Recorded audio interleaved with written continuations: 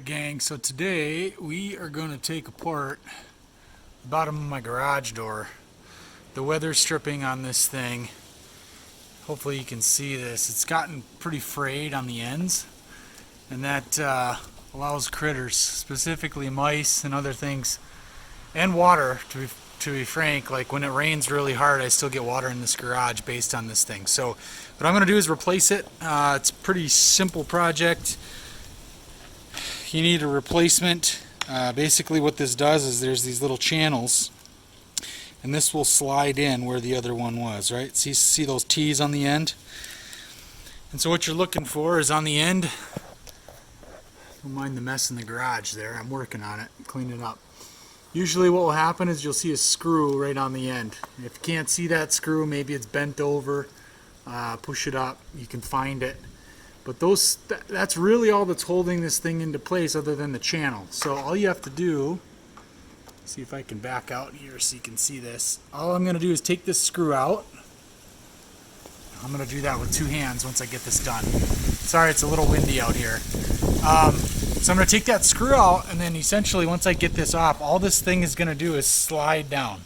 So I'm going to take it off, and then I'm going to be able to pull it from this side, and it'll slide, that T will slide through this channel, and I should be able to pull this whole thing down from one end to the other.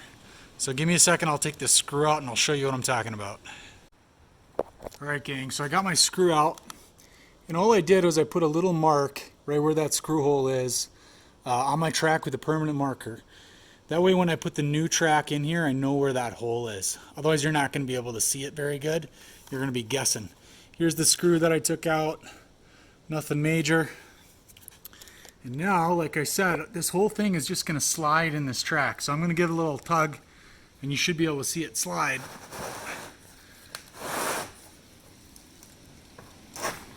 Might get a little stuck as you're doing this. I'm doing it with one hand. Here comes the end. See the little tracks that they're in? Right? Same thing as what I got down on the ground that I showed you, and all it does is slide into these tracks.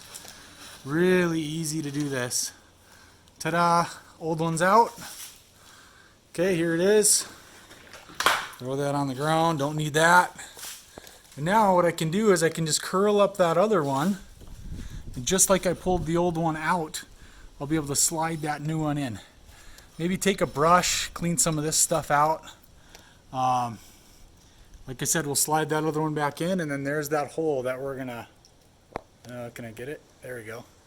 I'm gonna screw that thing back into. All right, I'm gonna set this up, slide that back in, and show you what that looks like. All right, gang, now as you're doing this,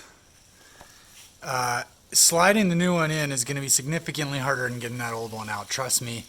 Especially as you get down towards the end, because you gotta make sure that those channels keep going in there, right? Always check it, because sometimes what will happen is it'll start pulling down. But basically what you're doing is you're trying to take this new piece of rubber, folding it in like that and sliding it through the channels. And every once in a while that'll come undone, especially when you got this long stretch that you're trying to pull through.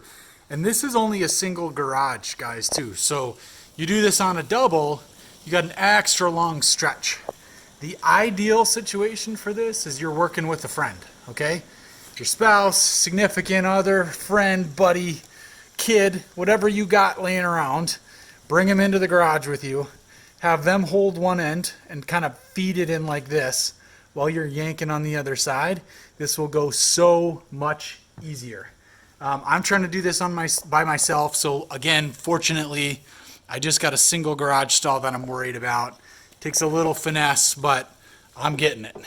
So I'm going to keep feeding this in. Once you're down to about an inch on the other side, what we're going to do is we're going to kind of measure off where we want this to be and cut it. Okay, I'm just going to use the snips, use a scissors. This stuff is pretty easy to cut. It's just a thin rubber. And then that way, once you pull this in, you're going to end up sitting just a little bit over where that track is going to be at. And that way you get a nice tight seal when this garage door closes. All right, I'm going to keep pulling on this thing and get it in there. All right, so here we are. I got it pulled down. I got about an inch left on this side. We're going to run back down come down here, okay? And all I'm going to do is I'm going to take my snips and I'm going to cut this off. I'm gonna turn the camera off and do this because I need two hands in order to get back here and cut this off the right size. So once I do that, I will jump back on and show you the rest. Okay, so I pulled that down. Now I'm gonna go back. Here's my mark, right? That's where I left it. So I know that if I start screwing in right here, I'm gonna eventually find that hole. Okay, so I'm just gonna start it a little bit. Jam that in there so you can see.